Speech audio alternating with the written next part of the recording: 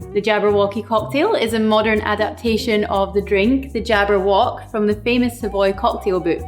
We've mentioned this book in a few of our other episodes. Perhaps check out this video if you'd like to know more about it.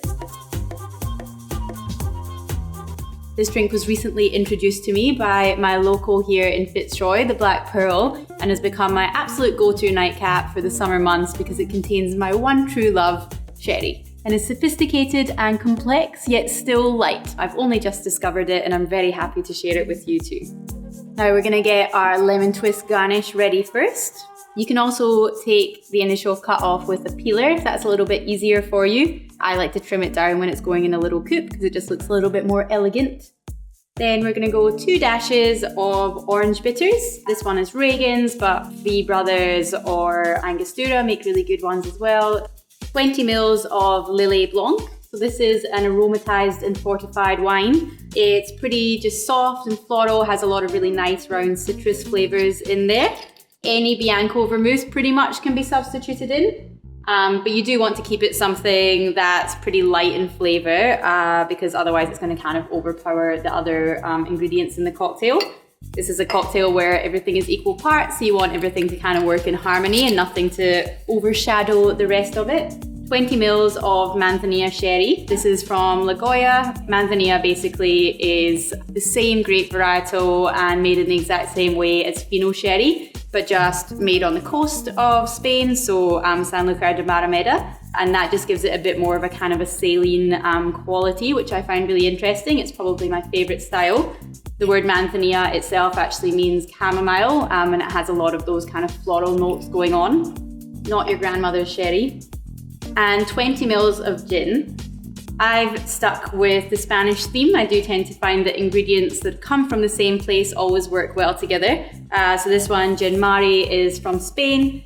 It uses a lot of Mediterranean botanicals, so including Seville oranges, which gives it a nice roundness that works with everything else going on in the drink.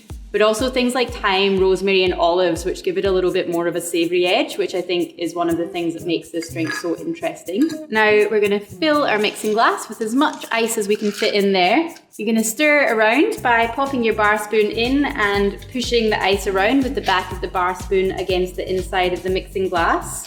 Now with this one, both the Lillet and the sherry are not super high ABV. It's really only the gin that's in there as sort of hard liquor. So it doesn't actually need heaps and heaps of dilution. You do want to keep a little bit of viscosity in the texture of it. So I'm just kind of waiting until I can start to feel it getting cold. Give it a little taste. If it makes you smile, then it's all good. Then use your julep strainer to hold the ice back in the mixing glass and strain into your coupe. Take your twist and give it a fold over the top of the drink to get all of the nice oils on the surface.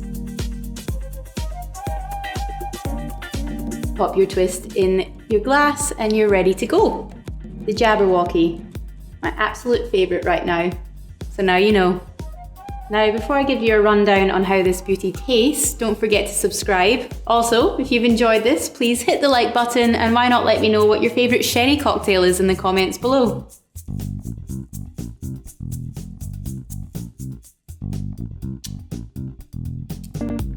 It's just got so much going on in here. I know I've talked about this before, but vermouth is such a wonder ingredient because you're basically getting like, you know, all of the levels of citrus, herb and spice in there. And backed up by that really savory gin just makes it super interesting. It's good because it's kind of like a martini, but a little bit lower ABV. So it is one that maybe if I've had a few and then towards the end of the evening want to rein it in a little bit, it's a pretty good go-to for that as well. Although I could drink 5, so I'm not really sure if that logic stands.